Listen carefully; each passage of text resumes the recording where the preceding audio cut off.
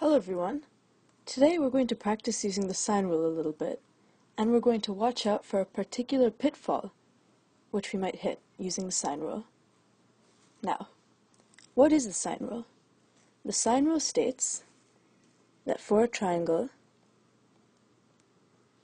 ABC, where you've got angles A, B, and C, and sides little a, little b, and little c, the rule is that A divided by sine A, this ratio, is equal to B divided by sine B,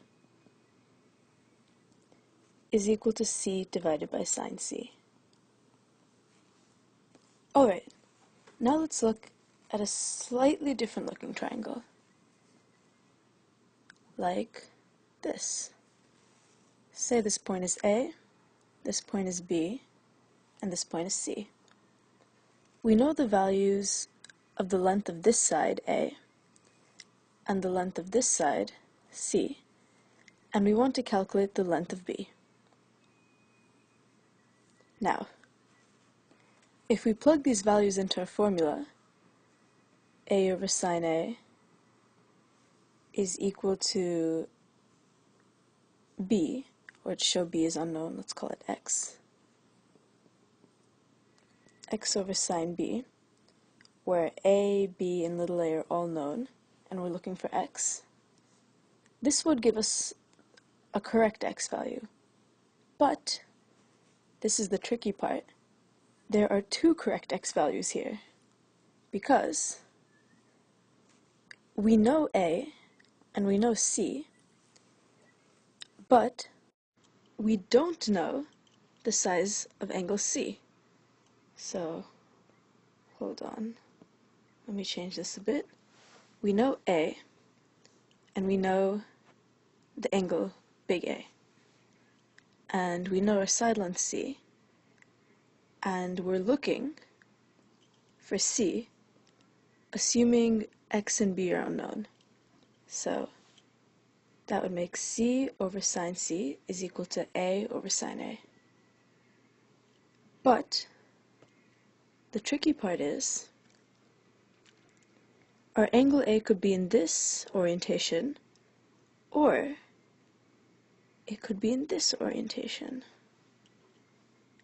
And in each of these orientations, you would get a different angle for sine C, and also a different angle for the size of the angle B.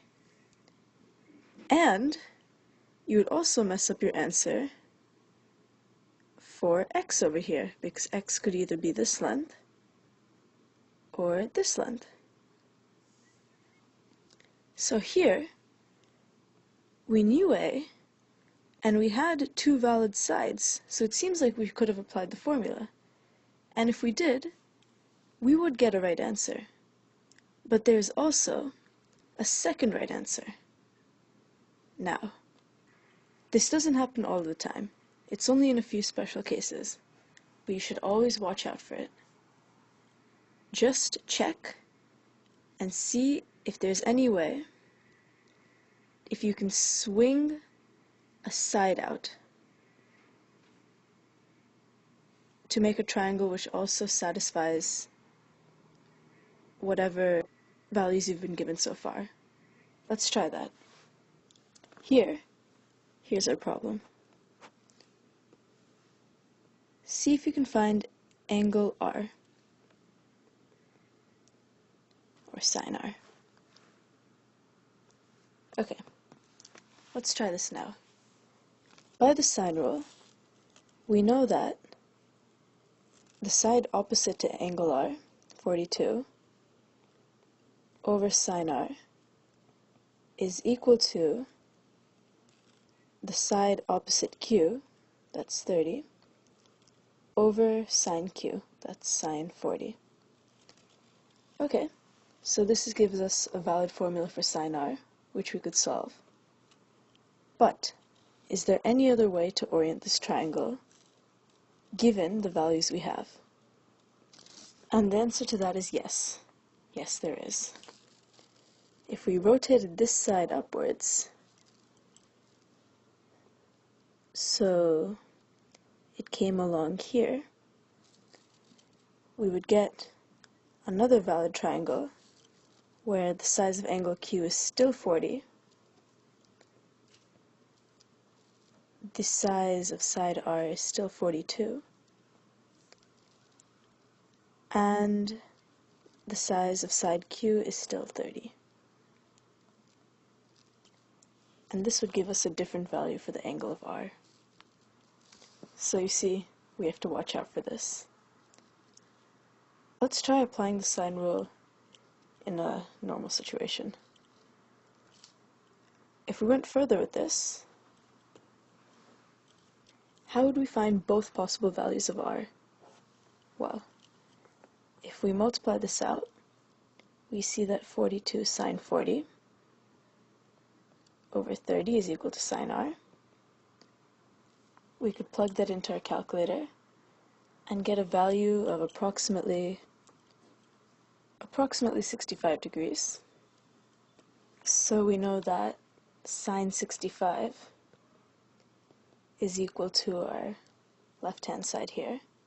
And to find the second value, all we have to do is subtract 65 from 180 degrees. 115. And this would be our second possible value. Now, sine 115 is actually equal to sine 65. Because the sine function is symmetric around our degree 90. When our degree is 90, sine 65 is approximately here, and sine 115 is approximately there, where the y-axis is the value of the sine function.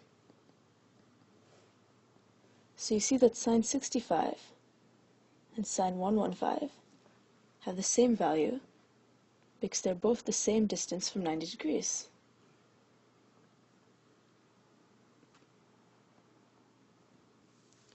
So, just to recap, for the sine rule, you can either use two sides in an angle to find a second angle, or you can use two angles and a side to find the second side.